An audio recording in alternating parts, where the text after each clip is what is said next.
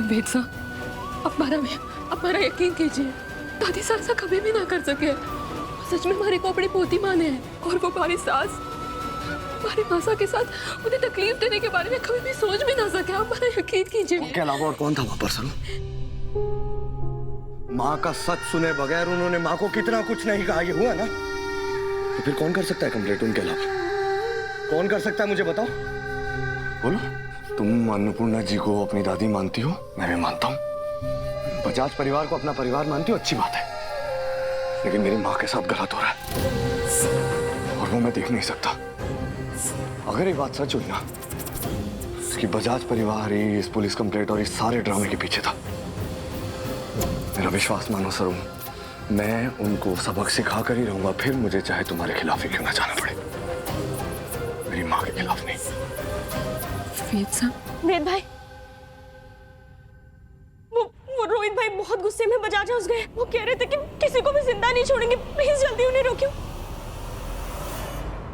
अरे अरे, जी माँ को जेल भेजकर इतने चैन से नहीं रह सकते तुम लोग। क्या बदतमीजी है ये?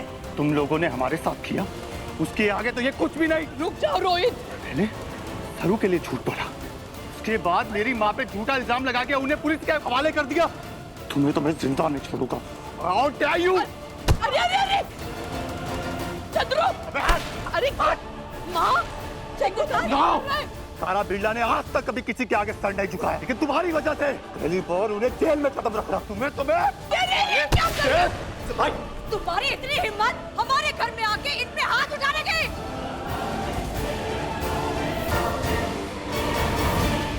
हिम्मत? ये तो अभी कुछ भी नहीं है।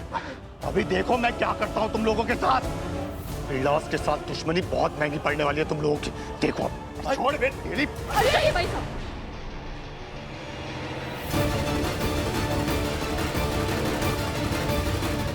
ये हमारे बाबा सा जैसे। वो सिर्फ तुम्हारे बाबा साथ जैसे हैं, तब तुम्हें इतना बुरा लग रहा है। हमारी तो माँ के साथ हुआ। एक पल आप लोग सब ये सोचिए कि हमें कैसा लग रहा होगा। दादी, आपके परिवार की हमेशा रिस्पेक्ट की है हमारे खानदान ने, लेकिन ये ठीक नहीं किया आप लोगों ने मेरी माँ के साथ। नहीं पुलिस कंप्लेंट, इतनी घटिया हरकत की आप लोगों ने। इस घटिया हरकत का जवाब हम लोग जरूर देंगे, लेकिन आप लोगों के तरीके से नहीं, हमारे तरीके से। और एक बात याद रखिएगा, बजाज की ये हरकत हम बिरलास कभी भूलेंगे नहीं।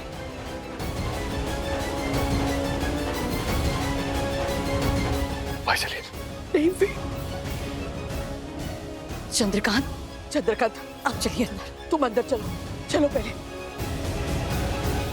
अब ये चोट इतनी गहरी होगी कि इससे रिकवर करना ही मुश्किल होगा। अब होगा real fun. Don't you dare, वो मेरे डैड हैं। एंड एक्सक्यूज मी, तेरा ड्रामा तो ऑलरेडी एक्सपोज हो गया है। सबको पता है कि तू नकली बेटी है। ये सारा नाटक तूने वेद से शादी और बिरलास की बहू बनने के लिए किया। तो ये फेक सिंपैथी कहीं और जाके लेना। अनिका, वो अभी भी हमारे बाबा साथ। लायर।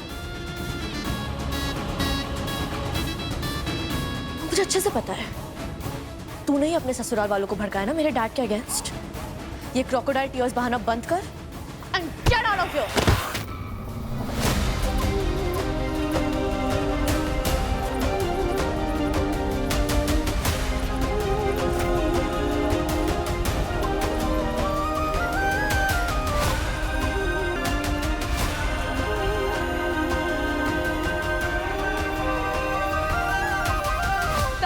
को यहाँ होना चाहिए था full on popcorn drama. Are you crazy?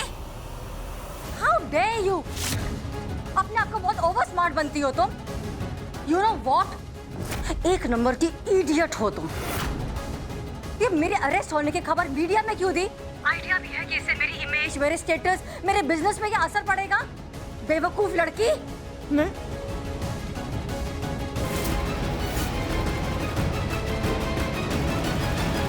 Calm down Tara aunty, मैंने जो कुछ भी किया हमारे फायदे के लिए किया। आज वेद सरू को अकेला छोड़ के घर से निकल गया। मीडिया में बात जाने की वजह से उन दोनों के बीच और दूरियां बढ़ेंगी। वेद का गुस्सा और बढ़ गया है। अरे दूरियां बढ़ाने के और भी तरीके हैं अनिका, लेकिन अपनी और बिरला खानदान की इज्जत को दांव पे लगाना मुझे एक्सेप्टेबल नहीं है। आंटी तुमसे बस हाथ मिलाया है, मेरे सर पे चढ़ के नाचो मत। और आज एक बात ध्यान से सुन लो, ये खेल मेरा है और इसके रूल्स भी मैं ही सेट करूंगी। तुम सिर्फ मेरे ऑर्डर्स फॉलो करो। आज के बाद अगर एक स्टेप भी तुमने मुझसे बिना पूछे लिया तो अच्छा नहीं होगा। आई होप तुम्हें समझ में आ गया है। रेडी तारा बिरला, खुद को समझते क्या है? मुझसे, अनिका बजाज से इस तरह बात की सिर्फ वेद की वजह से तुझसे हाथ मिलाया है। अपनी इज्जत और स्टेटस से बड़ा प्यार है ना तुझे? अब देख कैसे धज्जियां उड़ाती हूं मैं दोनों की।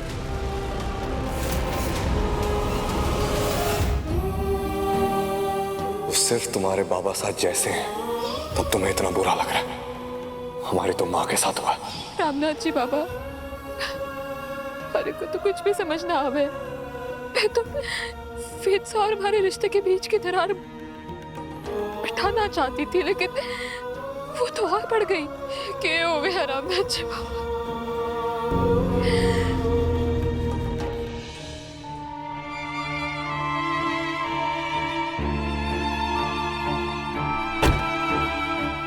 सरू मैडम, वेद सा ने आपके लिए कार भेजी है आपको घर ले जाने के लिए।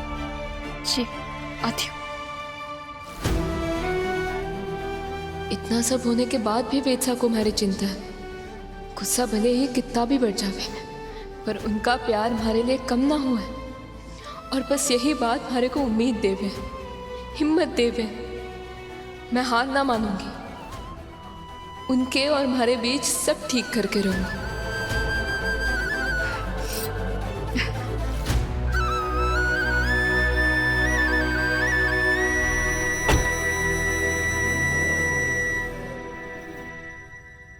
अरे चंद्रकांत, आप प्लीज आराम कीजिए। डॉक्टर ने आपको आराम के लिए बोला है, आपको बहुत जरूरत है। मैं ठीक हूँ। प्लीज समझ में नहीं आ रहा ये सब हो कैसे गया। कौन कर सकता है तारा जी के खिलाफ कंप्लेंट? कौन कर सकता है इतनी घटिया हरकत? चंद्रकांत, आप मुझे ऐसे क्यों देख रहे हैं? आपको लगता है कि ये सब कुछ मैंने किया है? एक्चुअली आपकी भी कोई गलती नहीं है। मेरी मॉम ने इतने सालों में जो इस घर में किया है और उनके हर सही गलत फैसले में जो मैं खड़ी रही हूं, और आपका शक करना भी जायज है। हम मैं कितनी भी सफाइयां दे दूं, आपको मुझ पे विश्वास नहीं होगा।